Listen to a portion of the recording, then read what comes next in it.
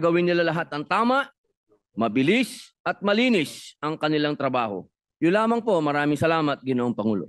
That he has done. Nevertheless, he knows that I am not happy with the failure to provide the earmarked funds that should have been delivered to PhilHealth.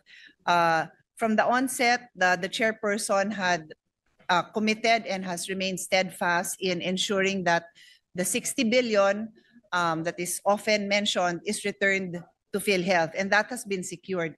But we have been pointing out, Mr. President, that even for each year that PhilHealth has earmarked funds, there has always been a shortage, Mr. President. And for this year, there is still a shortage of 16 billion. 16.52 billion is the shortage from the earmark collection. Let me be clear. This is not a matter of a unfunded law. This is earmark. So saan napunta yon? Merong kalokohan dito. Merong violation of fiduciary duties, Mr. President, if the funding that by law has been earmarked for Syntax and shall be given to PhilHealth, it is not delivered to PhilHealth. I do not want this body to be complicit in allowing this to happen. Let's be clear, hindi tayo ang may kagagawan yan. BIR certified that 69 billion is available. 53 billion lang, I'm talking about 2025, no? For 2025, 53 billion lang ang nasa NEP. And so when we fail to give the entire amount of 69 billion earmarked, then we are allowing the 16 billion to be parked somewhere else, to be used somewhere else, to be drowned and forgotten somewhere else. That is not allowed, Mr. President. At least may paliwanag sa atin kung saan nilagay yun. Kasi kahit saan pa man nilagay, bawal. Because there is a law that dictates that it goes to PhilHealth. And this goes on every single year. And that is why I must support this measure with reservation. I hope all of our colleagues do so, because otherwise we are complicit in allowing the very law that we passed not just to be set aside, but to be violated. This is a violation of law, Mr. President. And I go on. PCSO and PAGCOR. Since 2019 to 2025, PhilHealth share is 106.95 billion. Zero ang narimit. Imposible, Mr. President, because PAGCOR and PCSO certify that they have remitted the amounts to Treasury. It totals 106.95 billion. In 2023, 21.17 billion appeared in the GAA. This was never released. The same amount was also present in the GAA for 2024. This was also not released. Upon inquiry, the explanation of DBM, it's DBM?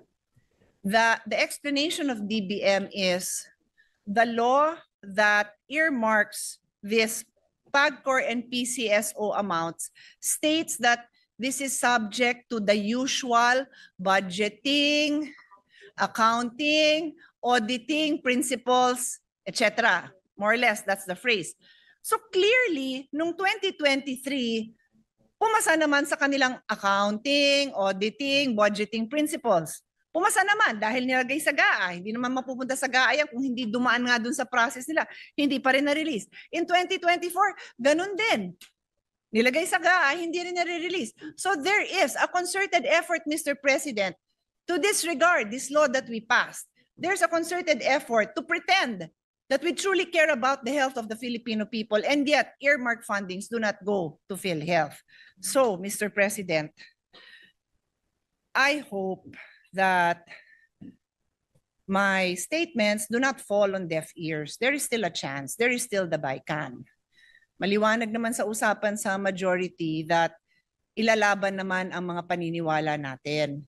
And I am reminding everyone that this is a law that we have passed. This amount has no right to be sitting in another agency. We Filipinos have the right to know where this goes, because even if we know where these amounts are, they're supposed to be in the hands of PhilHealth, Mr. President.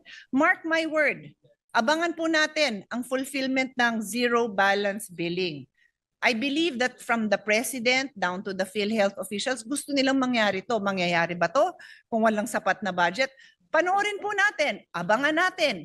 Kasi marami tayong kababayan na pupunta ho sa mga ospital at malalaman natin kung talagang nakakatanggap sila ng zero balance billing. Having said that, ang sinabi ng PhilHealth, dun lang sa DOH hospitals. Paano naman yung hindi nakakarating sa DOH hospital? Di nakatulong sana tong earmark na PhilHealth funding for the LGU hospitals. So sana mga mayor, paglaban nyo na ilabas to. Dahil alam ko yung mga constituents no, hinahanap sa inyo ang zero balance billing sa mga LGU hospitals nyo. Paglaban po natin na makarating din naman sana sa mga kababayan natin na ang malapit na ospital sa kanila, yung LGU hospital. Kung dun sa lugar nila, wala man lang DOH hospital at may private hospital, dapat makagamit din sila ng PhilHealth zero balance billing. Dapat. Kasi may pondo naman na hindi nire-release. So that is my, I have many other comments, Mr. President, but this is the most important one for me. The rest I will submit in writing and just... Ko din pong susugan ang mga puntong nilahad kanina ng ating mga kasamahan, Senator Risa Hontiveros, Senator Pia Cayetano, at Senator Erwin Tulfo tungkol sa pondo ng PhilHealth.